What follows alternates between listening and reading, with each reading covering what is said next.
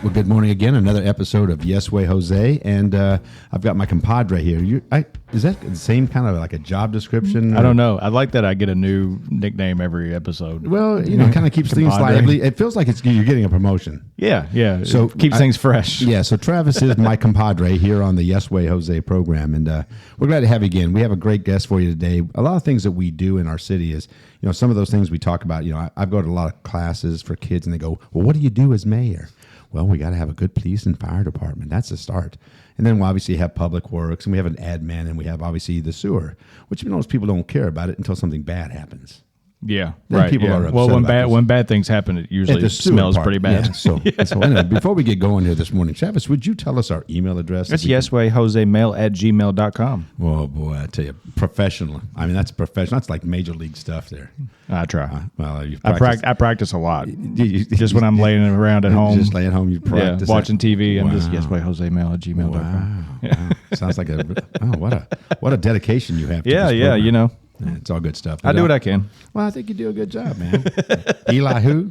Yeah, Eli who? Yeah, we've just forgotten him. Well, we hope he's doing good. He's got stuff going on. He is. He's liking his new job. Oh, good. Yeah. We're good. Well, maybe if I need some electrical work, maybe I'll have to call Eli. I wouldn't call him yet. No, give him a couple years. Yeah, because he would burn down my house. Yeah.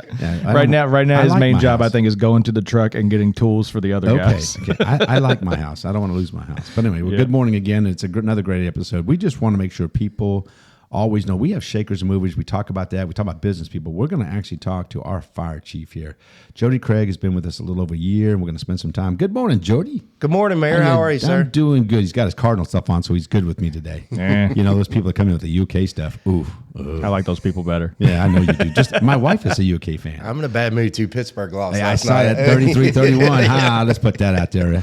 Yeah, I did see that. I saw that this morning. I thought about you. It's a good game. But good morning to you, Chief. Good morning, sir. We really want to make sure that people get to know Jody. He's out in the public a lot, just as well as my police chief. We want people to know who our chiefs are, who do the kind of work in day out. You love it. You're passionate. You've been with it a long time. And so, it's kind of like a year wrap up. Mm-hmm. Chief, what's this first year been like for you so far? And talk about things and what a wonderful experience it is to work with a great mayor like me. Well, that could go on and on and on about that. See, Travis. That wasn't a laugh. You didn't hear a laugh. Okay. That was good. That was good. He did really good. Yeah. I wasn't ready. I cracked up a little bit. No, all kidding aside. Hey, we're glad to have you. We're excited to have you as our chief. But tell us about this first year. What's it been like for you? The first year has been incredible, Mayor. It's called preparedness, getting used to the city, how the city works, what kind of manpower you got, and then moving on from there. We always, every single day, try to get the city prepared for, our guys prepared for any emergency we might have to deal with. From new training to just new equipment, we always want to stay on the cutting edge to protect the city. I got to tell you something. So he does a lot of different things. And something I hadn't thought about, he starts actually a weekly yoga class. Oh, yeah? And it really is. Yoga? And I tell you, listen, I used to make fun of yoga when I was doing the P90X stuff a few years ago. Oh, it's good for you. You do not make fun of yoga. Yeah, it's good for you. I can't touch my toes, but it's good for you. Well, and it's really that flexibility that we really more need than the strength part as we get older. Yeah. It's not, and I think it's great that you do that, but I think it's kind of more of a mentality. Well, yeah, so the city demands we're in fit. And we're prepared. And I've been a yoga instructor for a couple of years now. Oh, yeah. I didn't know that. Yes, sir. Oh, okay. And just try to bring it right to my guys. Well, they they're mandatory to work out daily on shift just to make sure they're fit and ready to go. And we just incorporate it with the weekly routine. Yeah. Instead of calling him Chief, we should start calling him Yogi. Well, we could do Yogi Jody. Yogi Jody. Wow, that could go somewhere. Get T-shirts made. I don't know. I don't know about that one. But anyway, listen, but I didn't. It wasn't on his resume. It wasn't even. On the resume. Man, sneak it in there, sir. Yeah. Well, I do think it's great. I do also want to. We talk about first year and things you've done. A lot of enthusiasm. I think that's the energy level of what you brought to. You're going at it. You're excited, and I think that's just kind of it rekindles that. Everybody does love what you guys do. I mean, you wouldn't do it if you didn't. And it's a remarkable thing that we have this kind of fire department that does so much interstate traffic, being a partner throughout the county, the things that you guys do, which really makes things nice. But I do think it's important for also, we had this flooding. We had this flooding back in April, and it's the talk a little bit about opposite of fire. Yeah, and so that I think people need to see that part because that great partnerships. with the EMA and everything with the county and all of the different districts and then working together. But I talk about that a little bit too, because I think we were just really out there out front, especially LJ, working to help them out, because I mean they're limited in resources. We've got a partnership there. So talk a little bit about that and what that was like. We just talked about preparedness. You got to be prepared for every event, and part of those events is flooding. We have a numerous water techs. We have numerous boats that we can help throughout the county.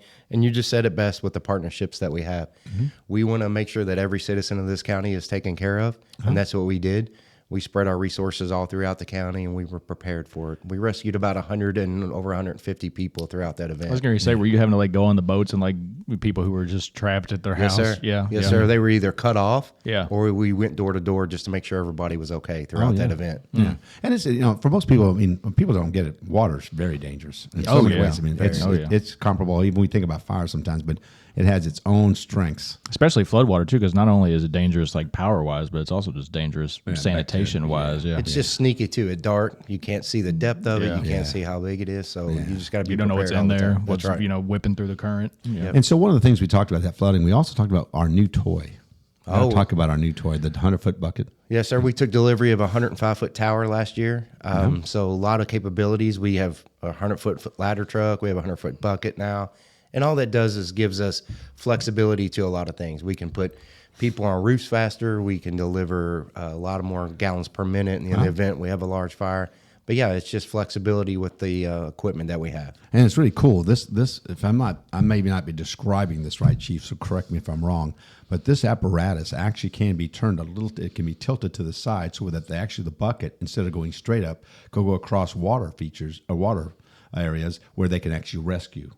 So it's kind of a really unique apparatus, not just for the height of going into different structures, but what it does around water. You could do anything. Like you said, you can expand it over, you can expand it up.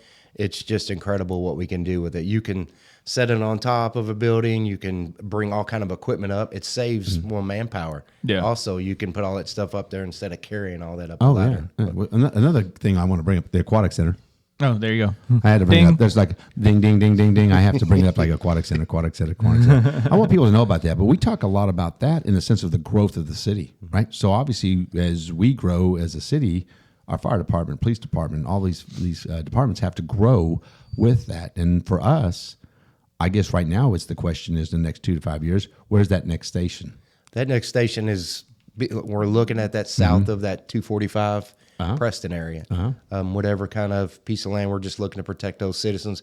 Like you said, the city's growing all the time. Yep. We want to make sure we get ahead of it with our fire protection out there, and also law enforcement partner also. Absolutely. And one of that area he's talking about, 61 and 245, for everybody listening to the podcast, that's an area that we really want the residential growth to be, because there's two reasons for that. First of all, there's some areas there that's still kind of residential, agricultural back in that area before it actually gets into any kind of industrial. So that's further north up 61 for some of that area that can't be used for anything else. Right. But for that area down there, it's still very, very prime for residential. We have probably almost 300 dwellings, mostly homes that are going to be built back there in that area, that quadrant there. And because of that, that's 1,000 more folks that are living back there.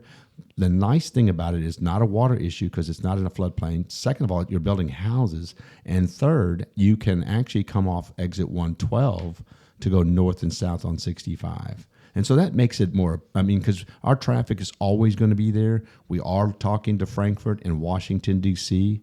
about looking at the corridor of 65 from basically Louisville to Nashville and looking at how we can find at least another artery through the city of Shepherdsville that when accidents happen, because we know how gridlock it gets when we have an accident on 65. Yeah. So we are talking to these folks. It's money, a lot of money. And we always joke about it here, Chief, that it's my fault that traffic is on 65. Exactly. Yeah, it is my fault. It's really Travis's fault. I yell at him in my car every day. Yeah. Or the police. I got to blame somebody. Got to blame somebody, and I'll take the blame for it. But that's a tough conversation, a lot of money involved. But when we can be creative and still grow the city by using that designated area for residential, it becomes prime for us to have that exit to get off there north and south on 65. So we like that. That's kind of a nice thing that kind of helps us out a little bit, and we can still grow because we are going to grow. We see that now people look at Shepherdsville different, not alone just with the aquatic center, but the city park and the playgrounds and the amphitheater and the skate park next year. So we have a lot of things that more families like, wow, why not Shepherdsville at this point, right? So with all that happening, you guys have got to come up with a way how you can service quickly, because minutes matter. Yes, sir. Seconds matter in your business, right? Not only from a fire standpoint, but also one of the things that you guys are doing, the EMTs. Let's talk just briefly about that and the service that you add when you're making a run. I was going to say because years ago I looked into like becoming a fireman or whatever. Like that was one of the things I was considering or whatever. And then I found out that like more than like half their job was like basically just being EMTs. And I was like, it is half your job. Yeah, 100%. yeah. And Mayor, just expanding with our resources out there, it takes time to build apparatus. If we're talking a fire station down south, it takes 2 years to get a fire truck. Oh, yeah. So we're always looking at that. But medical is 50% of our job. And then also we're all EMTs. We have some advanced EMTs, which means I can start, IVs. I really like that idea. And then we also have some paramedics that are going through school right now. So, and we've also got our Class 6 non-transport, which means that, hey, we hope in some time when we get permission from a doctor, we get some precept, we're going to immediately start being able to administer some drugs on the scene to intervene in medical emergencies. Yeah, because seconds matter. Yes, sir. Yeah, we always want to intervene. As quick as we can get there, we want to do interventions as best we can. Yeah, and I think that's really the kind of goal, the 21st century, and I'm very proud of the fire department as it is, but to have a chief that has a vision of down the road, what does that mean? What are we doing and how to develop the folks and really having them physically prepared and ready to go. Yeah. I mean, all that matters. I mean, we talk a lot about, our traffic, but when we have things that happen on the interstate, the response time, unless it's a fatality, we have to get out there, clean it up and move it on. It's like chop, because if you don't, then it just keeps backing up the traffic and it's going to be worse and it's longer. So even with everything that you have to do, the small town is a small town unless it's on the interstate. So for us, our department is bigger than what you normally see in a lot of smaller towns. Yeah. And the equipment we have and the things that we got to do to try to get on location somewhere on that interstate to get it cleaned up and ready to go again. You want to stay at the top of the game all the time on being progressive and new equipment, training, all the above. Just like you said, to be out there to do interventions, to mitigate emergencies and all the traffic. Yep. So that's our job. Yeah, and I think it's the interesting piece for us is that their stuff's not very cheap. No, it's very expensive. Yeah. You told me how much a fire truck was. Yeah, the toys, and it's important for people to realize that when you look at your revenue piece. And people say, well, I don't like those warehouses, okay? And I always tell them that, well, first of all, there's a revenue piece. Do you like your fire trucks? Because that's your place? So a lot of, 75% of the income of a city like Shepherdsville comes from the warehouses and the distribution and manufacturing pieces in there. So we have to have a balance. There wasn't a balance. Prior to coming into office, all we had was warehouses and fast food, and I get that frustration. But we're able to now balance it, borrow the $30 million, add $10 more million to the park, and add continuously to our police and fire departments. We're going to be in a situation now that we're going to be ready for anything that comes down our way. What we saw with the flooding, if it had just been for us, we were just fine. But where you went and things that you did, especially south of the county, to really be a big partner down there, that just shows our flexibility. And it's great with everybody. We've got great departments all across the county, so they're working well together, because that helps us because of where you got to go, ranges and things that go on, because you never know. The day you wake up, it's not like say, well, there'll be a fire at 9:00 today and then there'll be another one at 3:00. No, it doesn't work like that. There's nothing scheduled about it. You wish, right? And then we're doing closest unit response, so it doesn't matter where you live in this county. The closest apparatus is going to get to you. And so that I think for most people, just that preparedness, obviously physically but mentally being prepared, but having the tools to work with. Yes, sir. And so we think that's the most important thing that most people should get out of our growth. And that's why the revenue is a very important piece to us. So excuse me, that guy quit smoking those Cuban cigars in the morning. Cuban cigars for breakfast aren't really the first thing in the morning, No, but like Churchill take one in bed. Yeah, I mean, have you seen the cigars that he smokes? They're like cannons, huge. Yeah, I don't know. I'd be smoking on that for like 5 days. I saw one time that like his breakfast routine was like he'd get his breakfast and it was like his scotch and like his cigar. I read some good stories. Maybe one day. He's still one of my favorite people of England. Just the way he handled himself. I do think for us though, when we look at everything that's going on, so what do you see some of the challenges moving forward? Staffing, finances, You know, like you said, our stuff is expensive, so you have to plan for it. You know, you can't just say, hey, I need a new fire truck tomorrow. It doesn't happen. You got to plan for that, right? Make it work, Jose. Right. Yes. So, you know, in 2 years, 3 years, firehouses, you have to plan. Yeah. And every year when we're budgeting, we always want to make sure, hey, we're replacing this. We're getting ready for this. That it's nonstop. Yeah. You know, things are not cheap. No. So we want to make sure we plan accordingly, keep us on the cutting edge of fire protection in the city. Yeah, we do a really good job. I know most people know this, but I'm going to throw this into this podcast. For everybody that does listen to this, you guys really need to know that this last year we finished up, we really did really well on the revenue piece, but we did a really good job controlling our expenses. And for us to be able to take money that we talked about, the $10 million that we put into the park without raising taxes, we didn't borrow that money. That was money that we used from each year of the last couple of years in order to make those things happen in that park, because we didn't have the money. The money came from the way we managed the revenue piece, which was increased over 10%, and we were 10% less in our expenses. So we moved $5 million into this budget we're in to complete all these park projects. But that goes again to the next year. We're looking at some of the expenses in the police and fire department. They're just expenses that have to continue to grow, and our growth is there. You know, we see it. We like to see a little more balance on the business side of it, the retail side of it. You know, we still have some sports complexes, indoor and outdoor, that we'd like to see over the next 2, 3, 4 years here in the city. We're more complete. You know, if we have full service restaurants, and I remind everybody, I want the same full service restaurants that you want, but they're not in our control. Yeah. You know, we do want to have a bowling alley. I think people think that you just sit up here and you're like, all right, I'm going to put one of those Texas here. And I'm Roadhouse going right to put, here, above us. It's not like that. No, it's not. And I think it's important. But those things do create revenue from the occupational tax. Those kind of restaurants actually bring a lot of folks to work in the city. Yeah. It's a great place. There's good revenue for those folks that work there. They make really good tips. And I think that's great because those restaurants are ones we want. We want a Texas Roadhouse. We want a Bubba's. And we want to see those things happen. And I think it's the hardest part about an older generation that have been here back in the 70s and 80s when it was just a very small town. Yeah. And I remind people of this.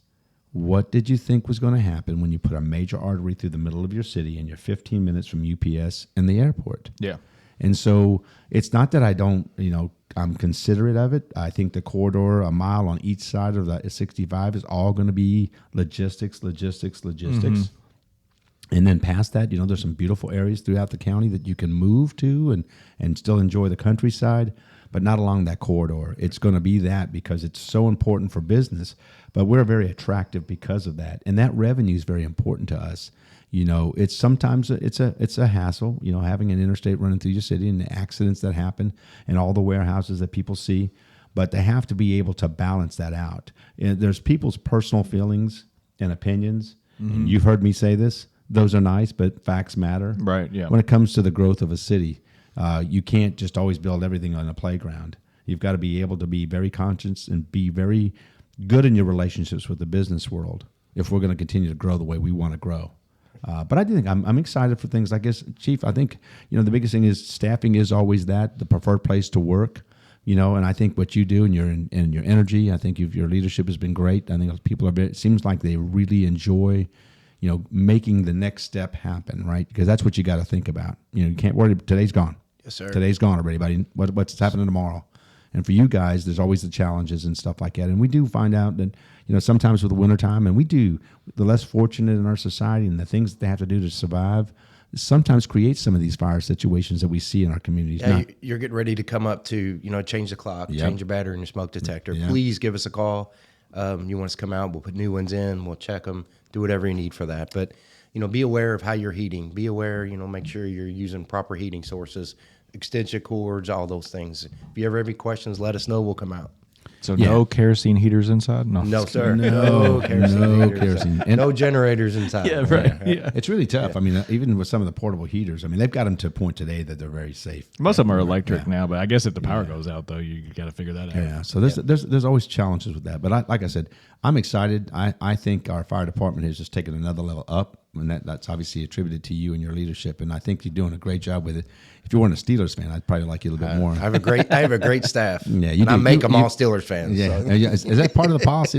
We have Yes, a policy in here? Yeah. We'll have to figure that one. I got to go back and read that, Chief. Hey. But listen, I'm excited to have you. I knew I knew your energy was there. I mean, it's very contagious, and I think that's a big thing there because I think people need to get excited about what's happening in our city. But they, with that growth, they just got to feel real assured that we've got services that are going to take care of them. And I think we've made that commitment. I think you've just continued that, and you're just running with it. And I'm excited to see what's going to happen the next 2 to 5 years. We're here. excited. We're going to roll, buddy. Every day. The Yes, home sir. team, baby. We're going to be winning. All right. But listen, Chief, glad to have you here. Anything else you want to add? No, sir. Yeah. Thank you all very much for having me. Just give us a call if you need something. Yeah. Please, please, please. Yeah. We're out there all the time. Yeah, and you're very involved in the community and being involved in. We got a skate park here. We're going to do some fun things with the kiddos out there, so it's going to be good stuff. But Christmas is coming. It's coming. Hey, but listen, we got one thing we do on this podcast, and you got to do it now. The 1, 2, 3, love, peace, chicken grease. Are you ready? You've been practicing, haven't you? Yes, sir. All right. On this, listen. 1, 2, 3. Love, peace, and chicken grease. Hey, listen, thank you guys for listening. And again, we'll look forward to another episode coming to you soon. Thank you, sir.